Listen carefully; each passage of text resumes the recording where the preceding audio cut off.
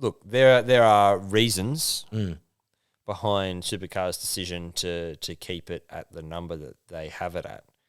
But wouldn't it be cool if they had like a model? I think NASCAR kind of uses this model. Yeah. So say you've got your 25 tenders or charters, racing charters, whatever you want to call them, franchises.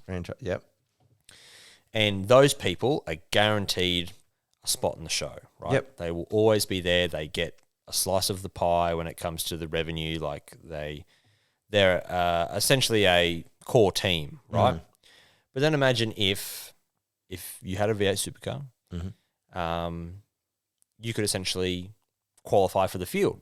You know, and say they've got 30 spots, and say 33 cars turned up, and obviously the 25 that official tenders, they make the field, but then the rest of the guys, they've got to qualify to play.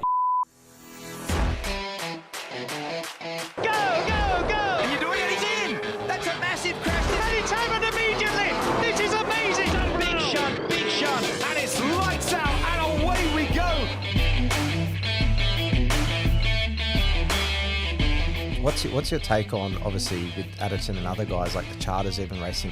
When you were racing Bathurst 1000, right, a lot of guys want to get into supercars, but there's not enough charters. What's your take on that? Should they expand more to 28, for example? Or is there a reason that there's a risk why the teams are saying no to that?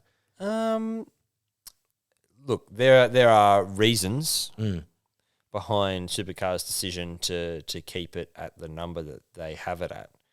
But wouldn't it be cool if they had like a model? I think NASCAR kind of uses this model. Yeah. So say you've got your 25 tenders or charters, racing charters, whatever you want to call them, franchises. Yep.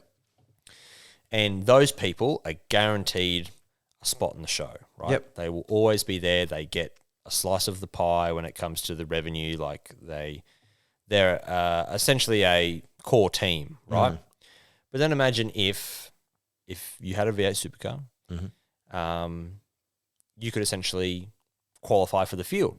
You know, and say they've got 30 spots, and say 33 cars turned up, and obviously the 25 that official tenders, they make the field, but then the rest of the guys, they've got to qualify to play. You know, and then you would get quality guys who obviously haven't been in the position to get a tender to be full time, but they're good enough to, have a team to run the car. And how many grid spots would you allow though, if you were the boss? Because I've done this on podcasts previously. If you're Supercars boss for it, I've even done a blog on it. How many tenders would you allow? So your system works, right? But how many would you allow to qualify on the grid? Well, just what's the grid capacity? Yeah, okay. Yeah, right. Oh, so you would say you're wanting to fill up the whole grid, and then kind of like the early 2000s in a way. Is that what you would? Well, wouldn't that be ideal? Yeah, like, talking 50-car grids. If it's a quality field, right? Yeah. Like the risk obviously is you don't want people who, maybe just have the money but aren't taking it seriously, and they just turn up, and that's why it would have to be, you have to make maybe like the 105% rule or something. Yeah, so yep. Bring that in and sort of make it so that qualifying isn't easy. Yeah. But if you're motivated enough and if you're good enough and you can qualify, why not? Yeah, that's a good segue though, because we're getting Tommy Sargent on season 3, who you've mentored for a long time. You guys obviously it was kind of like a late entry into that field this year, wasn't it, with the BMW, or was that 6 prepared? hour. Yeah, the 6 hour. Was that prepared a year in advance, or was that just bought within 6 months and then? No. The idea was birthed well in advance. Probably when the year before. Let me get my dates. 2022 it is. So 2021, we ran Tom Sargent and Lachlan Manif in Class D. Yep. In the Toyota 86, and we won Class D. We had a great day. We finished 15th outright. It was a lot of fun.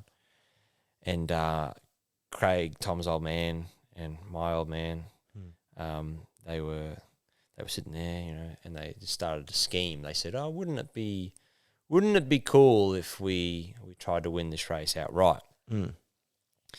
And then they did all this homework in secret. What car would you get? What car would you get if you wanted to win the 6 hour? At the time, the M3s and the M4s were sort of the pick. Yep. So easy choice would be to get an M3 and M4. Yep. But very recently, not that long ago, the M2 competition had sort of been released just after a lot of these guys built their M3, M4s. Yep. And on paper, it looked like a good thing. Yeah. The same engine, sort of the same drive line as the M3, M4s, but it was smaller. Yeah. It was a little bit lighter. And so we're sort of like, that could be a good thing. Mm. And so more research gets done by Craig. Craig's the kind of guy that, just will scroll through classifieds of cars and trucks and things like that. And so anyway, they found this BMW M2. I don't know if it was on Gumtree or something. Yeah, right. It was a stat write-off. The airbags had gone off. It had been in a fender bender or something. And anyway, this M2 turns up on a trailer at our workshop, and like I'm beside myself because I'm just like, oh no, more shit to work on. No, we are way too busy. Like we've got way too much on. This thing is going to kill us. Yeah, this is going to kill us. There was a year where there wasn't a 6-hour. Wouldn't have. Maybe it was 2021 that there wasn't a 6-hour. Yeah. Because it was COVID. Yeah. It was 2020 when we won Class D. Because I remember it was 21. It was kind of good timing because what ended up happening was COVID was happening, and so obviously there was no racing all of a sudden. Yeah. But this Bimmer turned up, and and it was sort of like, oh, okay, well, obviously we don't have much to do. Yeah. So let's start working on this BMW and we'll start building it. Yep. And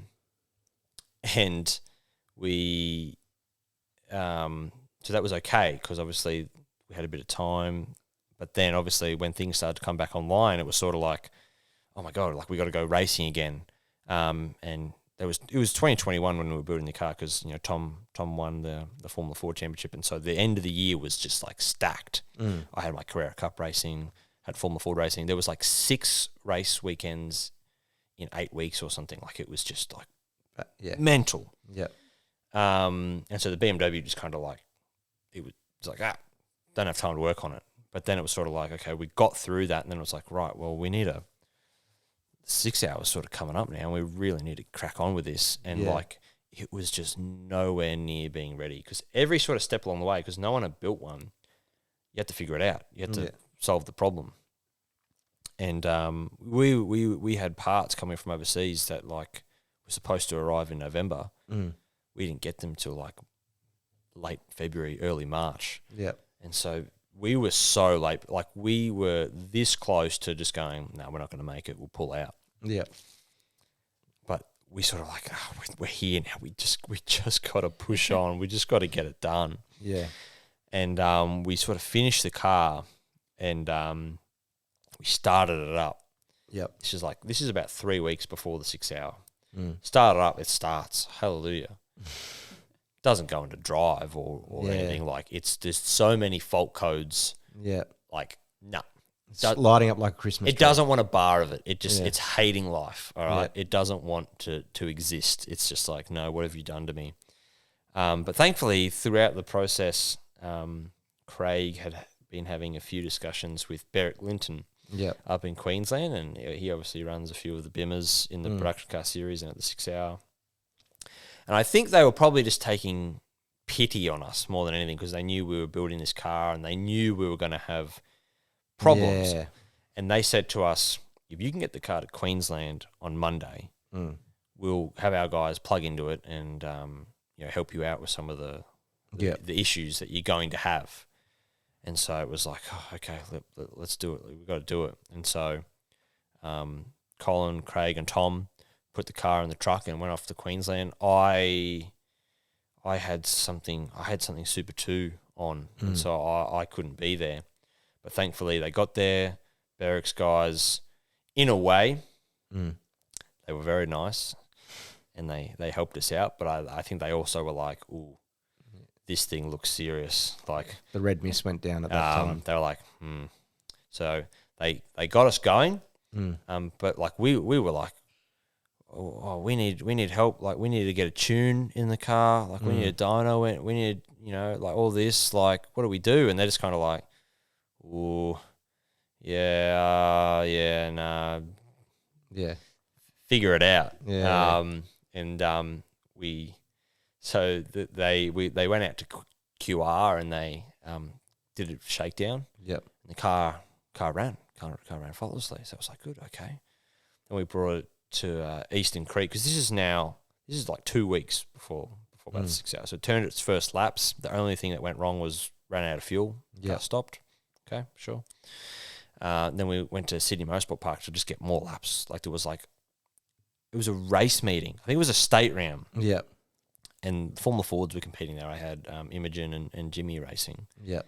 But we just got special permission to run the Prod Touring car in like sports sedans or something. Yeah, right. I don't know. Yeah, just for the practice day. Yeah, yep. But it was wet. Like, it was super wet, and so like we were just sort of out there putting miles in the car, and we had a young guy named Lockie Donahue who seems to be a bit of a BMW specialist, and he was sort of there, and he was like plugging into it and helping us out with a few things, and because mechanically we were fully across the car, but it's just all the computers, the ECUs and everything.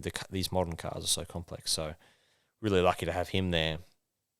So the car's probably done 40 laps total, and we went to Bathurst. Yeah, and so we were severely underdone. Like, we were like, we don't know if this thing's going to go 6 hours. Like, we had our asses hanging out getting to the track, and like we got to the track, and every day was like a 15-hour day, because like we were working on the car still. Like, we were still finishing things on the car, like all the detail stuff, like where the dry brake fuel system was, we had it mounted sort of in the rear window, which was like a special thick perspex, but every time we hooked the fuel connector up, it broke the perspex. Yeah, right. And so we called one of the guys who works for us a little bit in Canberra, and he went into our workshop, got some materials, gave it to Emily, who was driving up with one of the other mechanics, Zach, who was also my Super 2 mechanic. We roped him in because he's like, we need some good hands. So then they were like an emergency care package that, brought some more bits up, and then Dad was fabricating this stuff at like Wednesday night, fitted it to the car, and went through scrutineering, and there was just so many things we had to do, fuel capacity check, all this stuff. Yeah. Anyway, and then first practice arrives. We're like, wow, this we're finally gonna get to do this. Go out on the track. Yeah. We go out there. We're at the pleb end of pit lane, right? Yeah. All the serious contenders are up the top end. Garages 1 to 10. We're in garage 31 or 32 or something. Yeah. Anyway, and we go out, and Tom sort of does the first few laps, and then all of a sudden he goes purple to sector 1. Yeah. And I'm like, oh yeah, we got a good chance this weekend. We've got a good thing. Yeah.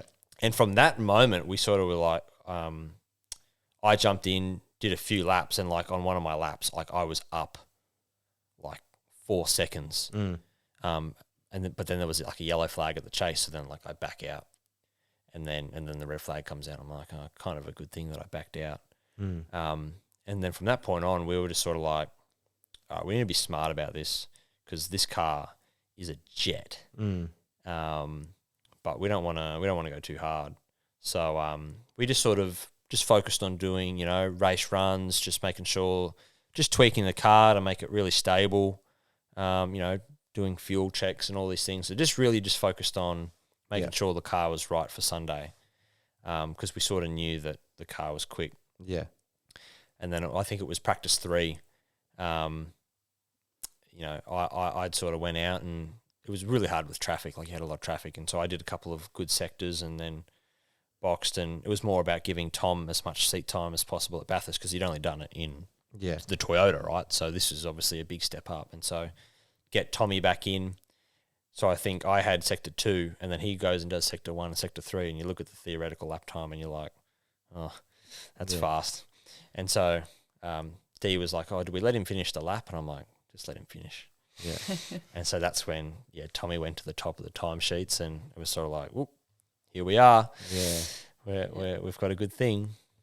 And so then we sort of came up with a plan. It was sort of like, let's give the car to Tom for qualifying, let him sort of show his stuff and up against some big names. And he did a stellar job, to put it on pole. Like, it was really, really cool to see. Like, I think we heard a few of our friends were up the top of the mountain, and, all the names, Nick Percat, Dave Russell, Deepa Squally, they're all sort of there.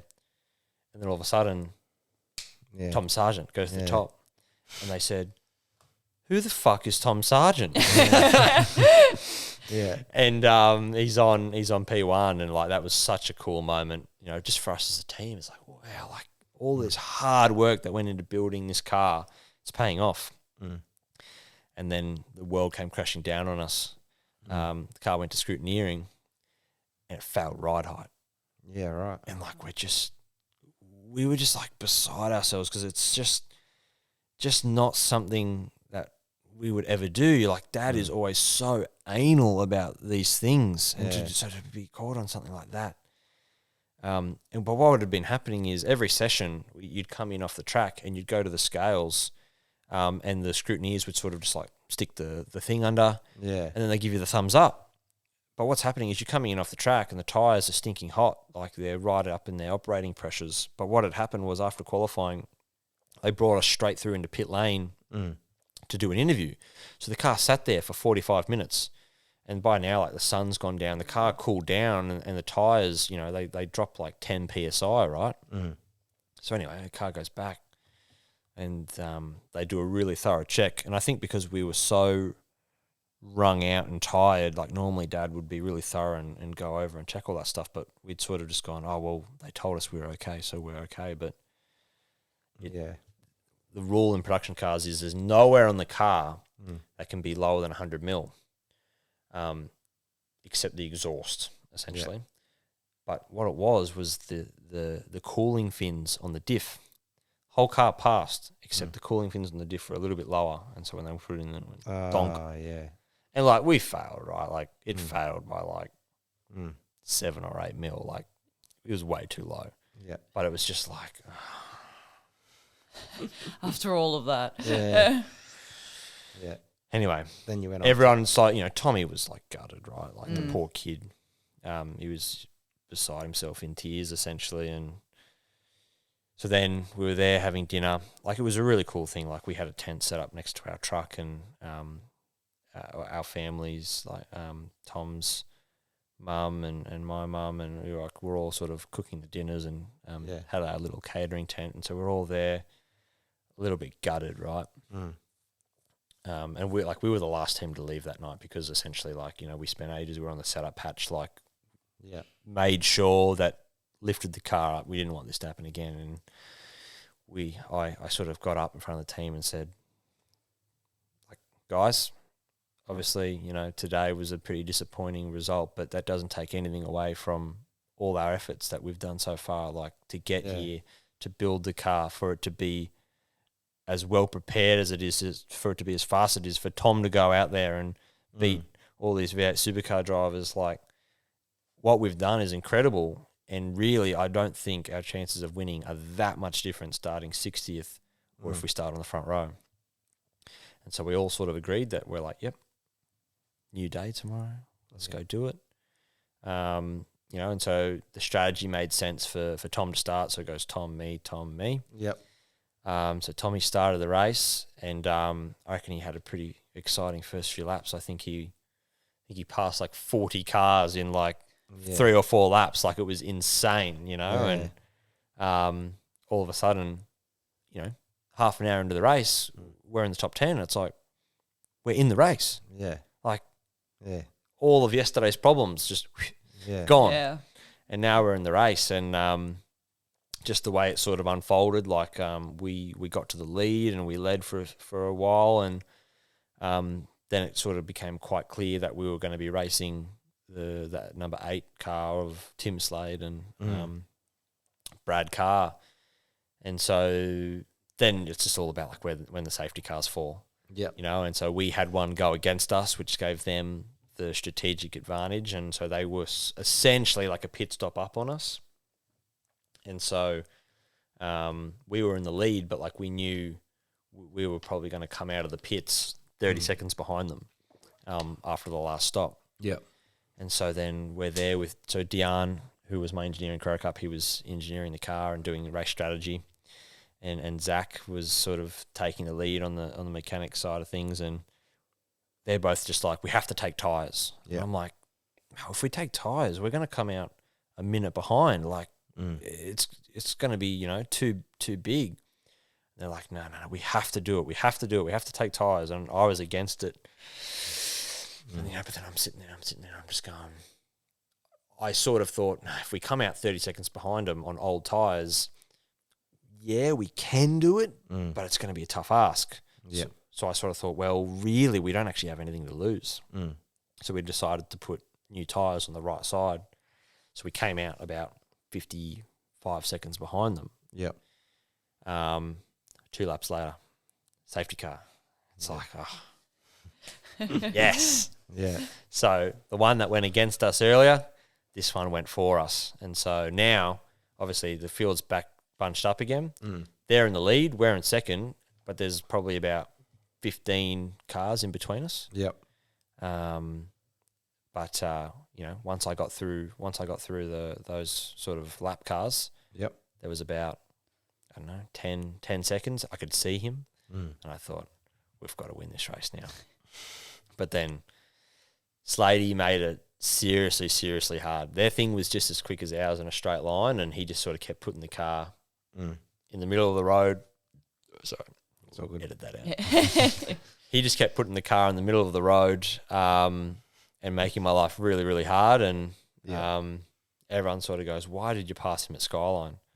I just went, it was just a spur of the moment thing, you know, like I just came through McPhillamy so much quicker than him that I just went, I just got to do it. Yeah. Like he's just blocking me everywhere else. I've just got to make the move. And so didn't really intend to do it that way, but it's the way it happened. It was a good win though. It was very cool. Want to hear more? Each week we will share the hottest clips from our guest interviews on YouTube. But to hear the full episode, make sure to subscribe or follow us on your favourite podcast platform.